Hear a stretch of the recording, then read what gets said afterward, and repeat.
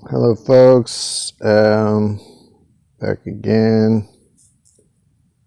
Um, See, one thing said in another video that I can't remember if I corrected in a comment in the video, but I don't know if I corrected in a subsequent video. Was just saying, I was saying that like these coffin texts, these ancient world maps, were the Book of Two Ways and stuff like that. Was what you it's like all your accumulated knowledge that you leave for your sons in your so that they can come and visit the tomb and go into the coffin and read it or whatever. And they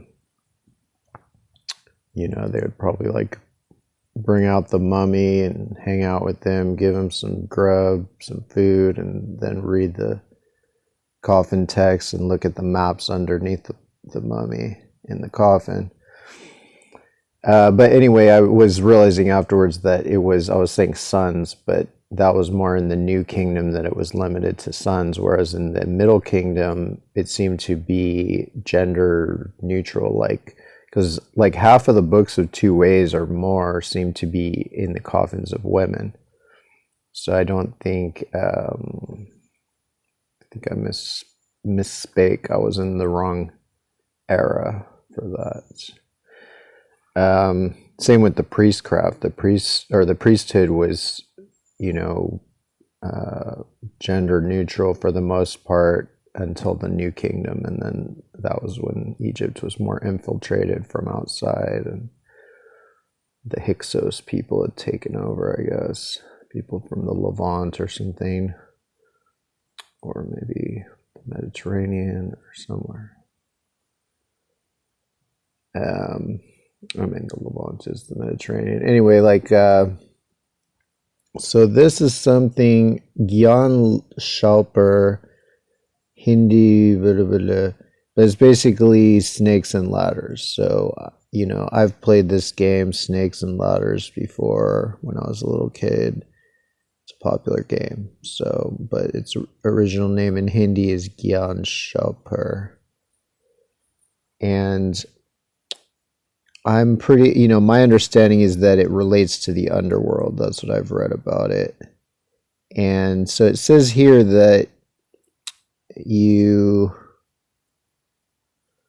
I guess they did have some morality play where you move from the lower levels of consciousness to higher levels of spiritual enlightenment and finally to moksha. But I think to some extent that's a cover story for that it's just geography and that you're moving from the lower levels of the world to the upper levels. And so anyway, I'm pretty sure these are world maps of some kind. So these are the boards that it was played on. There's different styles, but so my guess is that these snakes are ocean, because snakes tended to represent waterways, but I think they also are maybe coastlines more specifically, like in some of the books of Two Ways where the western coastline is shown as almost like a thin blue river, but it's really just showing that coastline. So I'm guessing that this long one is, the Pacific. And I mean, it kind of looks, if this is on a north-south axis, if north is in any one of these four directions, then this could make sense as being the coast of Asia, because the coast of Asia runs really far, kind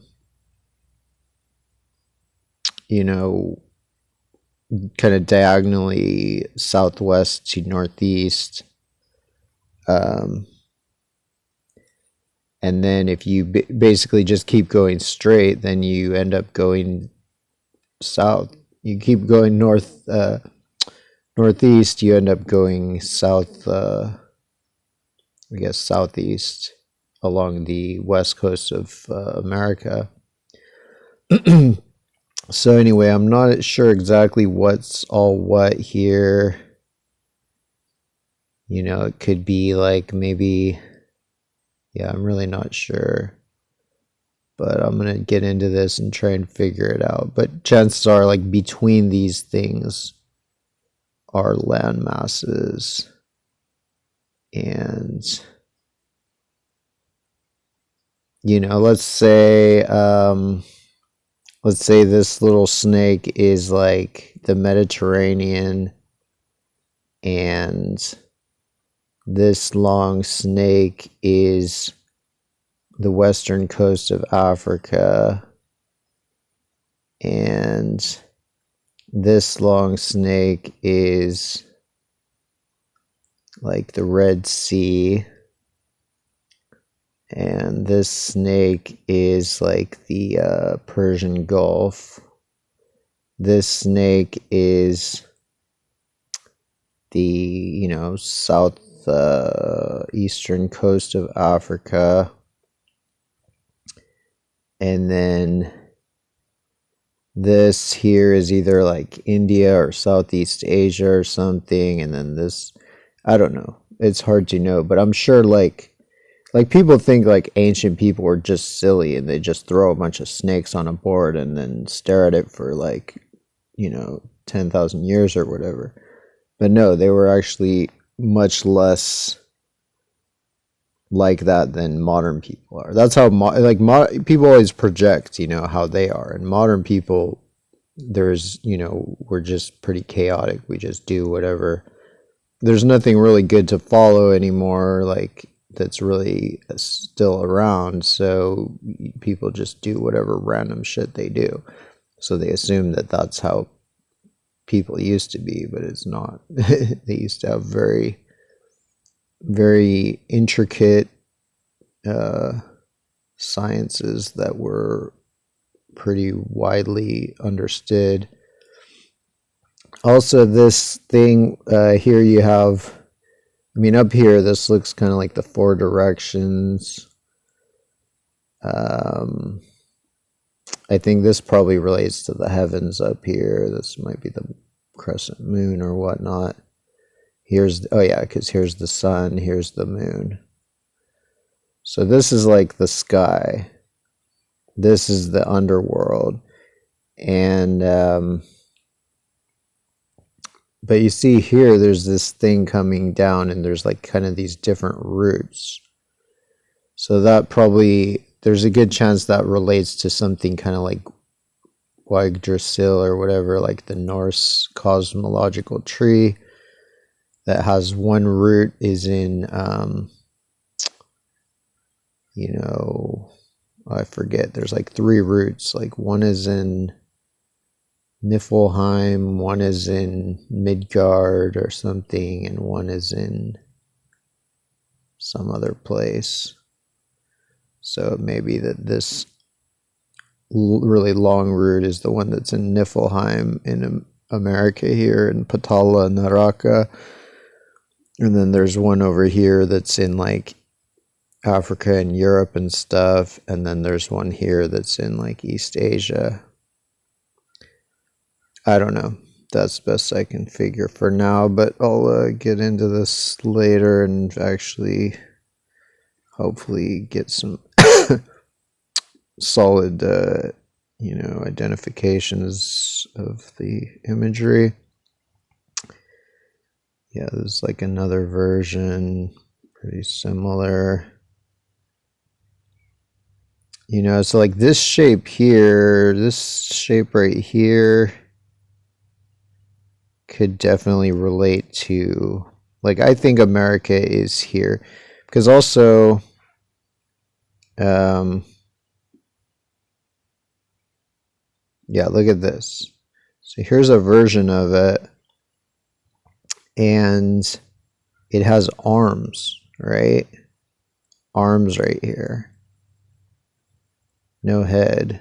But, So that tells me it's similar to like basically Vishnu, basically is Vishnu, because Vishnu is always like portrayed as this big cosmological entity body that the upper part of his body is the upper world, like Afro Eurasia, and then the lower part of his body is the underworld, being America and surrounding areas, Patala, Naraka, and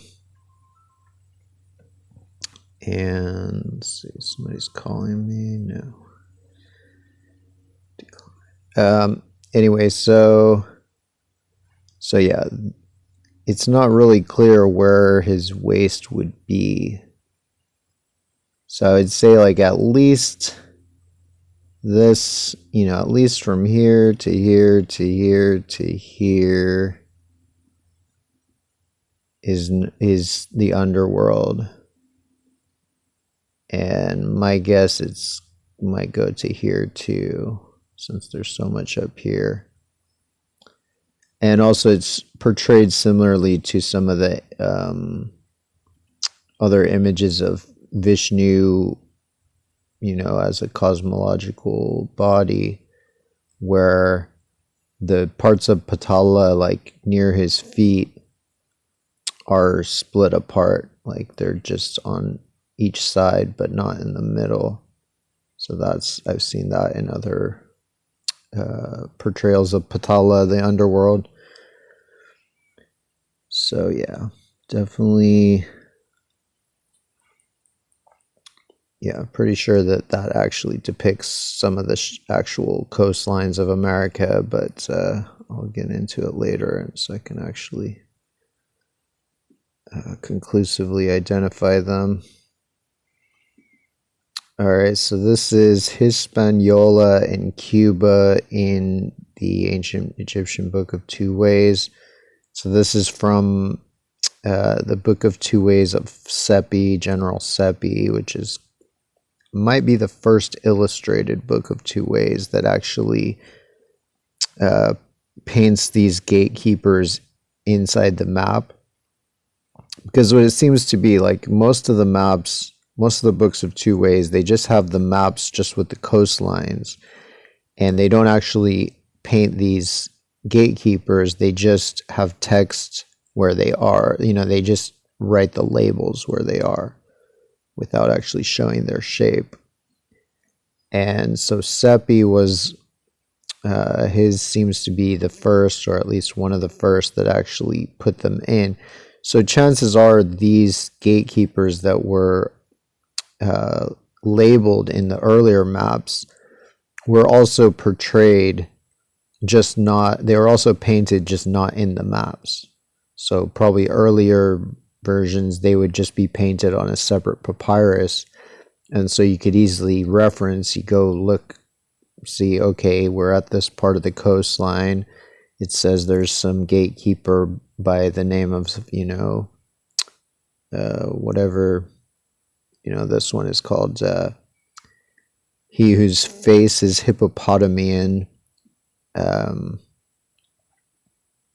And yeah, so I think it's because of his ear, because he has this kind of big pointy ear here, and then this is like his mouth, I guess. I don't know if he's really that hippopotamian, but he looks kind of more like a giraffe, honestly, in this.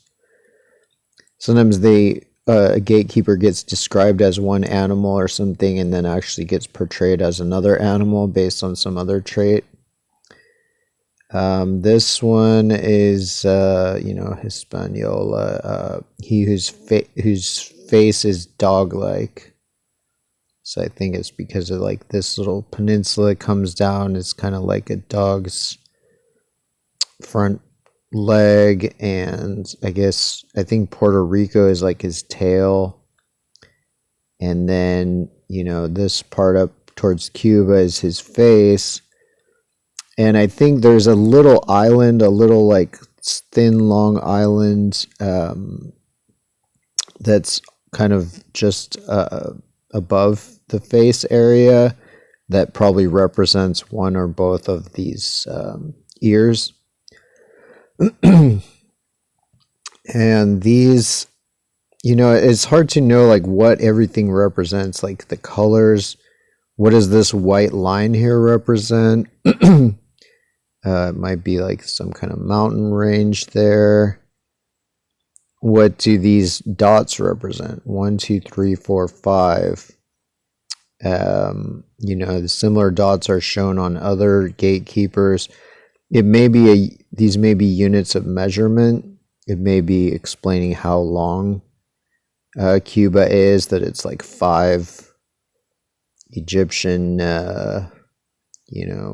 whatever it is, royal miles or something. But, so you can see the basic shapes, and the fact that this kind of curves down, the tail curves to the side there, and then he has like a snout or something that points down on this side, and then ear that points up on that side. And I'm not sure about this other ear or this other kind of horn or whatever. I'm not sure if there's something that's supposed to represent, or if it's something that's been submerged since then. This 4,000 years ago. Sea level has risen 400 feet in the last 10,000 years. So this is the Amazon River, also in the Book of Seppi, Book of Two Ways of General Seppi. And so you can show, like, you can see, like, it's not really accurate in the sense of, if it was perfectly accurate, you might expect that the Amazon would start here and then curl around here, and then, because this bump here is basically like Brazil, and so you might expect it would like curl around and come down, but it's a bit stylized in that sense, or maybe just not completely accurate in that sense. But it's accurate in the sense that the mouth of it, or where it empties into the Atlantic, is pretty accurately given. That it's like, here's the main bump, so it's not right there, but it's kind of just north, just before it really goes back in. So it's like right there. So that's a good indication. That's arguably the most important thing to know. You don't really need to know exactly the shape of it, as long as you can get into it from the ocean, if you're an Egyptian sailor. And then its two horns seem to represent these two branches at the end.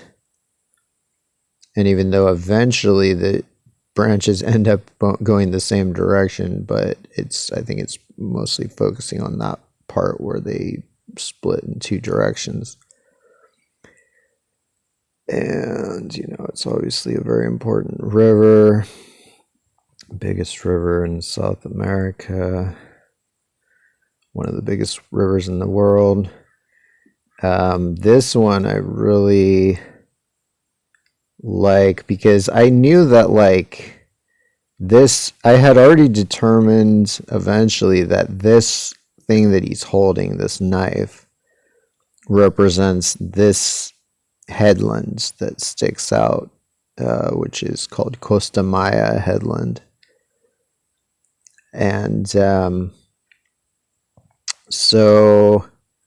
and then I was thinking its body must just represent the mainland area. But what I realized once I really did a good comparison using satellite imagery is that, the body is the bay itself. That's why it's so hard to figure out a lot of these gatekeepers, because you literally don't know. Some gatekeepers are entirely made of water, some are entirely made of land, some are made of water and land, and like there's not even they're not even different colors. Like, I mean, a lot of them are weird colors, so you'd think they would use that to distinguish. But like in this case, there's not even a line really between the part that's land, like this Costa Maya headland here, and this part which is water, which is, here's his head, here's his nose, here's his ears, here's his torso, and then here's his tail. That's, it's just makes it, that's why it took me years to figure this out. I just figured this out yesterday, that his body is the water itself.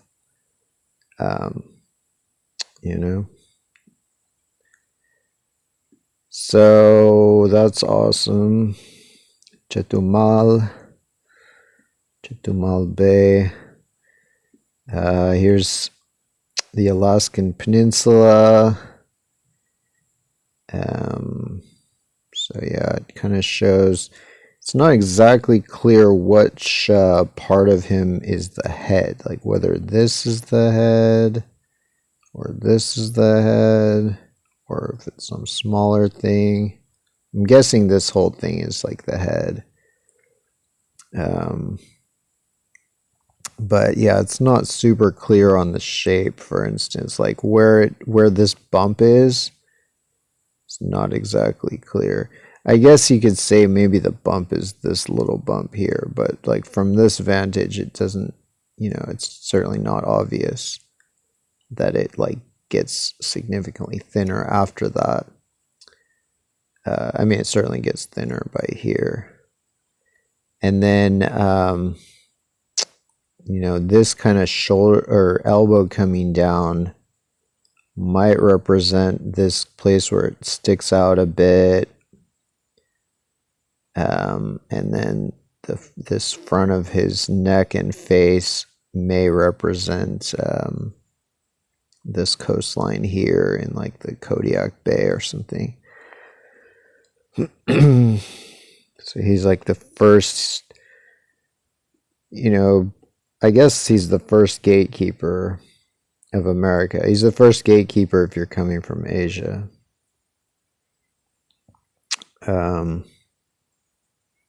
Here's Baja California. This one's pretty hard to see because it was painted like he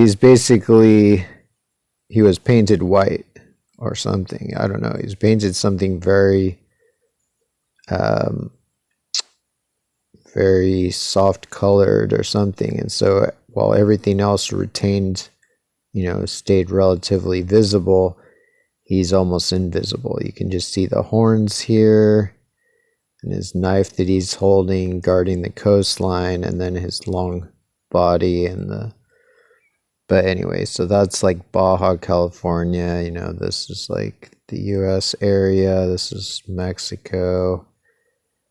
And it has some Mexican rivers, Rio Grande de Santiago, y Lago Chapala, and the Lerna River over there. So anyway, that's, I took this photo directly from my book, with my phone from Sherbini's Through Hermopolitan Lenses book. But I'm going to try to somehow get a clearer image of that to make a better one. Or I can just use the reconstructions where they just redo it with black, in black and white. So this one seems to be the Great Lakes. Here's another one where it has these things. It has 4 of these. So I'm really guessing these are units. These are units of measurement, that they represent some sort of like Egyptian miles or something like that.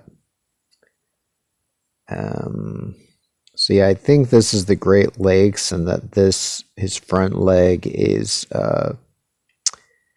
the Gulf of St. Lawrence. Like his foot is basically the Gulf of St. Lawrence, and his back leg is probably either the Hudson River or maybe the Connecticut River.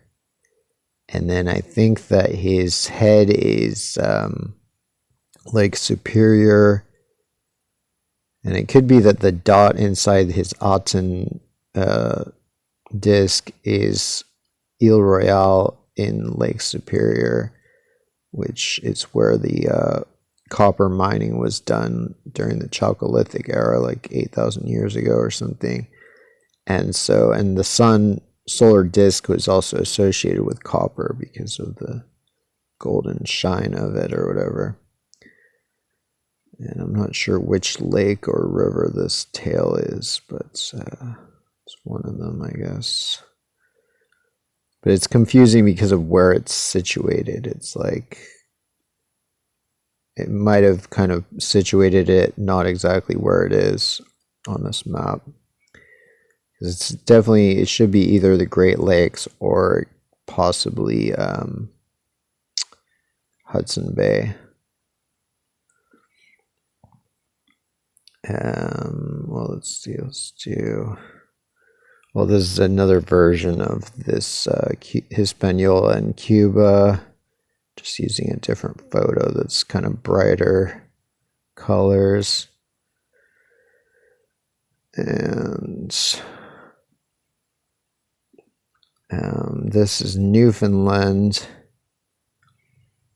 And what I found with Newfoundland is that, as with a lot of the gatekeepers, like for instance in the Book of Two Ways of Jehudi Hotep, you have to flip them in order for them to be accurate. So this is actually looking this way in the map, looking to the right, but I took the image and flipped it, and that's the only way it actually fits. And that's the same with the nearby guardians. It's probably because